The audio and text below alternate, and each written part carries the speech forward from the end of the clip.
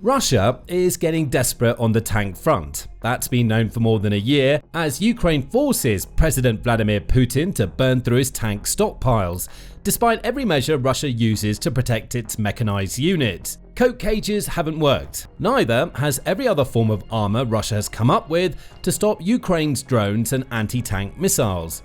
But now, Russia has drawn inspiration from an unexpected source. It's building special Porcupine tanks to stop Ukraine's assaults. There's just one problem. Russia's new Porcupine tank is completely useless, and Ukraine just proved that fact by taking one of them out with ease. The origins of the Porcupine tank can be traced back almost 2 years. It was around the midpoint of 2023 that reports first started emerging that Russia was experimenting with ways to protect its tanks against Ukraine's missiles and drones. Those experiments yielded what came to be known as Coke cages, often rudimentary and makeshift shells of armor added to Russia's tanks as an extra layer of protection against Ukraine's weapons. Russia never standardized the production of these Coke cages, leading to plenty of footage of tanks driving around with strange armor that seemed to be being pulled together from whatever scraps the tank operators could find. Ukraine naturally mocked Russia's supposed innovation.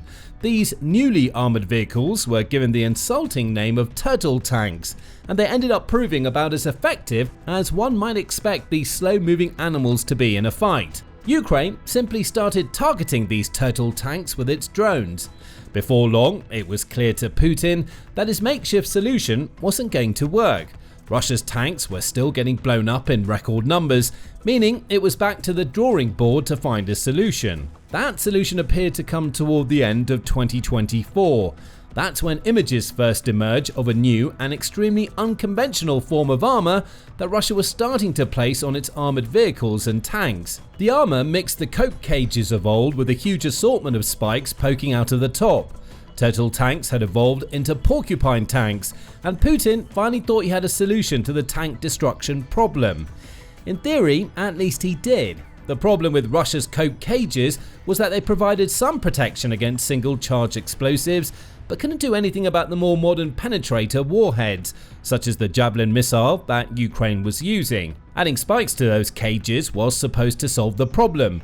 As the Daily Wrap claimed back in August, the spikes being added to Coke cages provided an extra layer of defense against tandem warheads. The theory was simple. A tandem warhead would hit the spikes first, leading to the penetrator aspect of the warhead detonating earlier than it should. Assuming the porcupine structure survived that initial detonation, the Coke cage would combine with the spikes to also absorb the brunt of the secondary explosion that would typically have occurred inside the tank. The makeshift armor would be destroyed, but the tank underneath and the people crewing it might live to fight another day. Now, even if the Porcupine failed to offer that protection against Ukraine's advanced anti-tank missiles, it would still be ideal for dealing with Ukraine's first-person view or FPV drones. These drones have gained a reputation for being tank killers during the Ukraine war. Using an FPV drone, a Ukrainian operator can navigate an unmanned aerial vehicle right above a tank, exposing the vehicle's weak and often poorly armored turret. The FPV drone will be carrying an explosive payload, which it drops on top of the tank to take out the turret and in many cases render the tank useless. Russia's Porcupine tanks were supposed to stop that from happening. The spikes would either cause the drone's bomb to explode early, leaving the tank unharmed, or deflect the explosive away from the tank entirely. However, sacrifices have to be made to accommodate a Porcupine cage. For one, the tank's crew loses a huge amount of situational awareness. That's clear to anybody who's seen one of the massive Porcupine cages placed on top of one of Russia's tanks. Those cages are so massive that they obscure the periscopes and cameras an operator typically uses to see out of their tank. Russian tanks aren't necessarily driving blind, but the sheer deterioration and visual clarity caused by these cages means the driver can basically only see straight ahead, with no idea what threats may be coming from the back or sides of their vehicle. Weight is also a problem. Porcupine cages aren't small, and they're typically made using heavy metal. It's likely that even the smallest examples easily go beyond the 500-pound mark, with larger, more protective Porcupine defenses having the potential to weigh a ton or more. Think about what this does for an already slow-moving tank's maneuverability. The tank has to slow to a crawl to move forward with a porcupine cage attached. Its turning circle ends up being massive, and it has to burn through more fuel than it otherwise would to reach a target. And that's all without accounting for the increased chance of mechanical failures occurring in the tank due to the extra weight it's being forced to carry. So, porcupine cages aren't a perfect solution to Putin's tank problems. But Russia clearly thought the idea was good enough for the Ukrainian battlefield. And that leads to this month, where on May 26, Euromaidan Press reported on the first recorded deployment of a porcupine tank in Ukraine, and the first time that Ukraine showed Putin just how useless his spiky solution is. Interestingly, this first deployment didn't involve a tank at all. Instead, as David Axe reports, Russia appears to have welded a shell around one of its BMP infantry fighting vehicles. That shell had long metal bristles that Russia clearly hoped would be enough to stop any Ukrainian FPV drones in their tracks. The bristles failed. Dramatic footage published to YouTube on May 23 by the elite Ukrainian drone unit, the Birds of Magyar, shows us that a few spikes on top of a cage aren't enough to stop an FPV drone. The footage begins at about the 4-minute mark of a 10-minute video the unit released. What's seen appears to be an already immobilized Russian armored fighting vehicle simply sitting on the road. The vehicle itself is difficult to observe, obscured by the cage and enormous spikes jutting from its surface. That alone proves the earlier point about how porcupine cages place massive limitations on a tank's operator's visibility. A Ukrainian reconnaissance drone circles around the stricken tank, seemingly examining it for any signs of weakness that an explosive kamikaze FPV drone could exploit. Seconds later, the viewpoint switches to that of the FPV drone. It bears down on the Russian vehicle. The drone hovers up and down for a moment, clearly positioning itself at the perfect angle to conduct its strike.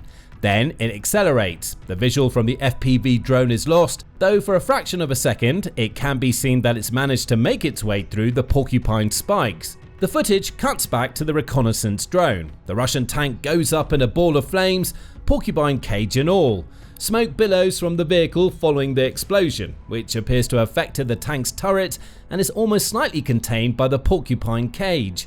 That'll be worrying to Putin too. If Ukraine can get its FPV drones inside the cages he's placing on top of his tanks, the cages may end up focusing the blast onto the tank's turret. A shot taken from another angle shows the vehicle in flames. The spikes jutting out from it have utterly failed to prevent Ukraine's FPV drone from hitting its target.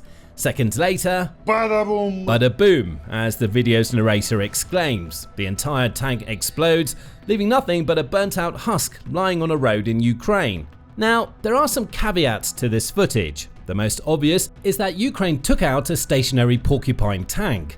The FPV drone operator has enough time to position his drone carefully before flying it into a clear weak point in the vehicle's armor. Such luxuries won't be afforded to drone operators dealing with porcupine tanks that are on the move. But this snippet of footage may also reveal a strategy Ukraine can follow to destroy more of these tanks. If they're able to immobilize the tanks using mines or similar weapons, against which a porcupine cage doesn't protect, opportunities open up to take out the tank with a drone. Euromaidan Press also points out that the Russians who'd evacuated the tank before Ukraine's drones found it made an obvious and frankly stupid mistake. They left the tank's hatch open.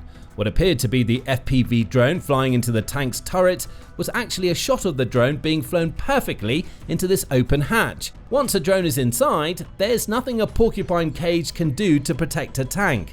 The initial explosion was contained within the vehicle, with a secondary explosion being contained by the porcupine cage. So, Russia has a couple of counter strategies that could make its porcupine tanks more effective. First, train troops so they don't do stupid things like leave tank hatches open. That won't make the porcupine tanks immune. The best FPV drone operators can still exploit any gaps in a tank's defenses, but nothing good comes from inviting an enemy into a tank. And second, avoid minefields to prevent tanks from being immobilized. That's a more difficult order than it appears. Ukraine understands that the only way for Russia's forces to take vital territory is for them to advance on the ground. Knowing this, Ukraine has created kill zones surrounding important targets on the front line. Defense Express reports that Ukraine's goal is to establish an extended kill zone that stretches across up to 9.3 miles of the front line. These zones are clever. Ukraine fortifies the most obvious routes into whatever Russia is targeting by using barbed wire, dragon's teeth, and mines. If the Russian forces trying to push through those routes, their tanks get immobilized. From there, the tanks are easy pickings for an FPV drone, as seen in the case of the Porcupine tank. Smart Russian units will instead try to avoid these defenses. At least they think they're being smart. What they're really doing is being diverted into the kill zones Ukraine is creating. Those zones are constantly observed and pelted with artillery fire and drones as soon as any Russian units enter them. Many are also laced with anti-tank mines, allowing Ukraine to continue its strategy of demobilizing a tank before destroying it. It seems that every tactical evolution Russia makes is met by a far more effective change made by Ukraine. Putin introduced Porcupine tanks. Ukraine is using its kill zones to demonstrate why those new tanks are nowhere near as protected as Russia wants them to be. And all of this leads to a key question. If Porcupine tanks have already been proven utterly useless, why is Russia using them at all? The first and most important answer is that Russia is getting desperate. And it's desperate because it's losing tanks at such a rapid pace that it's doing anything it can to delay the destruction of those it has left in the field, even if that means constructing ridiculous cages that make their tanks and infantry fighting vehicles even less useful. The numbers showcase why Russia is so desperate. On January 26, the UK Defence Journal reported on comments made by the General Staff of the Armed Forces of Ukraine about the sheer scale of Russian tank losses. According to Ukraine, the period between February 24, 2022 and January 25, 2025 had seen Russia lose a staggering 9,859 of its tanks, along with more than 20,500 of its armoured vehicles. The journal notes that many of the destroyed Russian tanks and vehicles are abandoned by their crews, as seen with the Porcupine tank, allowing Ukraine to either turn them into scrap metal, commandeer them if the tanks are still operational, or in some cases, take them from the battlefield to place them on display in Ukrainian cities. That last usage must be devastating for Putin. The tanks that were supposed to be a sign of Russia's overwhelming military superiority have instead been turned into a symbol of Ukraine's resistance against Putin's invading forces. The Porcupine tanks aren't making things much better for Russia. According to Ukraine's Ministry of Finance, Russia's tank losses now stand at 10,860, just over 1,000 more than they were at the end of January. That means Russia is currently losing tanks at a rate of about 250 per month, which leads to the next reason why Putin is desperately relying on Porcupine cages to save his tanks. Russia can't build enough tanks to keep up with its losses. According to Militani, Russia has been pulling Soviet-era tanks out of storage for most of the Ukraine war. That isn't a surprise to anybody who's been keeping track of the conflict. But what's really worrying for Putin is that he's rapidly running out of those older tanks. As of March 2025, Russia is restoring between 3.5 and 4 times fewer of its older tanks than it was back in 2022. And as of February 2025, Putin had already pulled 2,069 tanks out of storage. Only about 2,000 remain, says Militani. But even that number isn't as promising for Putin as it appears. The outlet says that Russia decommissioned more than 4,000 tanks from its stockpiles that were believed to be in the best technical condition to provide parts for the tanks Russia intended to send to the front lines. Those 4,000 tanks represented about 54% of the tanks Russia had that could have been considered suitable for the war. Now, Russia is left with the dregs of its supplies. And it's clear just what effect that's having, says Militani. Between February 2024 and February 2025, Russia only pulled 342 of its tanks from storage. That's not because Russian tanks were faring better on the battlefield, it's due to Russia running out of good tanks. Compare the numbers and it becomes evident why this is such a massive problem. Ukraine claims that it's destroying around 250 tanks per month in 2025. Russia only managed to pull 342 tanks from storage over the course of an entire year, which translates to 28.5 tanks per month. That's a clear shortfall here, and the news doesn't get any better for Putin when switching focus to new tank construction and restoration. In 2022, Russia claimed that it was building around 120 new tanks per month. That claim wasn't strictly accurate. What it was really doing was building a few dozen new tanks monthly, with the rest being older tanks that it was restoring.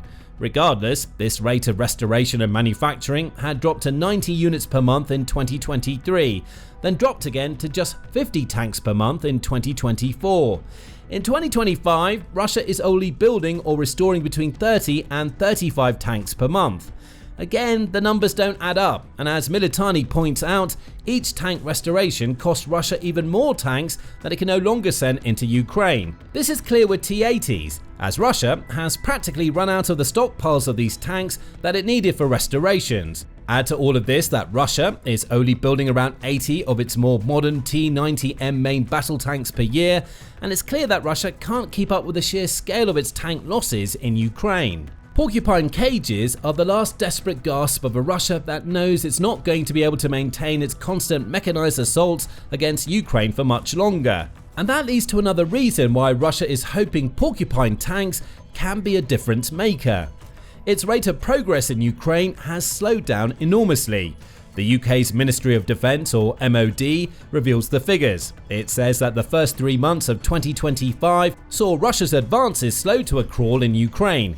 In January, Russia captured just 126 square miles of territory, followed by February, where it took 76 square miles, and then March with a minuscule 55 square miles. April was a little better for Russia, though not by much. It managed to capture 77 square miles of Ukraine in that month. With some quick math, add those four numbers together and the result is a grand total of 334 square miles captured during the first 4 months of this year.